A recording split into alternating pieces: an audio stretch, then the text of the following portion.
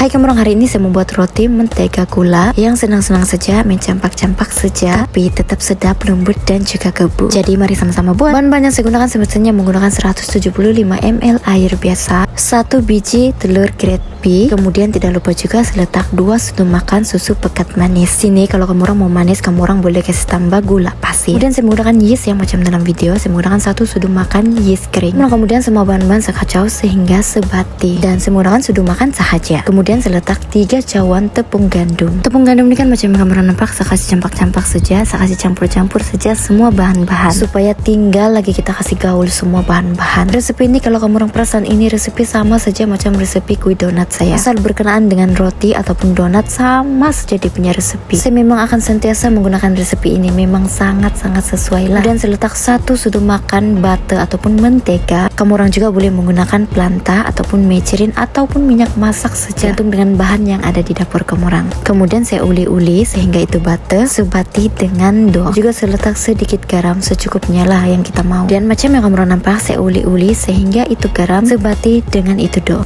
Senang saja kan, tidak susah. Lepas saja saya uli-uli begini dan bahan-bahan pun semua sudah sebati. Kemudian saya letak 2 sendok makan minyak masak. Minyak masak ini kan akan membuat kita punya ban nanti ataupun roti menjadi ringan dan juga lembut. Macam yang kamu nampak, saya uli begitu saja, saya tidak tekan-tekan. Kemudian saya akan biarkan dough selama 10 menit. Lepas saja 10 menit itu saya akan uli lagi supaya itu minyak sebati dengan itu dough. Inilah teknik supaya kita punya ban ataupun kita punya donat menjadi lembut. Ngam teknik kita, ngam cara kita donat ataupun kita punya roti tetap lembut walaupun sudah sejuk. Saya akan diamkan lagi ini dough selama 30 menit sehingga kembang, bergantung dengan suhu yang ada di tempat kita. Kalau cuaca di tempat kita musim panas, sekejap saja dia kembang. Tapi kalau musim hujan, dia mengambil masa untuk kembang. Boleh nampak juga kan, saya uli-uli begitu saja. Saya kasih keluar angin di dalam dough sekejap saja, tidak perlu lagi kita tumbuk ataupun kita empas-empas. Oke? Kemudian macam biasa ini dough kita potong bagi beberapa bahagian. Size dan besar bergantung sama kamu orang lah. Tapi kalau macam saya ini kan jenis pemalas, mau pergi cari barang-barang ataupun benda-benda yang selalu saya guna untuk membaking, saya main agak-agak saja dia punya besar ataupun dia punya berat. Yang penting masuk di mulut juga. Lepas itu kan sendiri makan juga, bukan dijual, jadi tidak masalah juga betul kan. Jangan kamu heran kenapa saya punya baju itu besar. Sebenarnya kan saya lebih selesa pakai baju besar-besar kalau di dalam rumah, dan baju ini pun pakai baju laki juga, sebab kalau baju laki kan besar-besar, jadi kalau saya pakai kan selesa, pastu luas pula saya rasa. Padahal banyak juga baju, tapi mau juga pakai baju laki. Oke, kemudian macam yang kamu nampak, sambil dough yang saya potong-potong dan saya bulat-bulatkan. Kemudian saya letak di paper cup yang memang khas untuk roti. Setiap paper cup tuh kan saya letak 4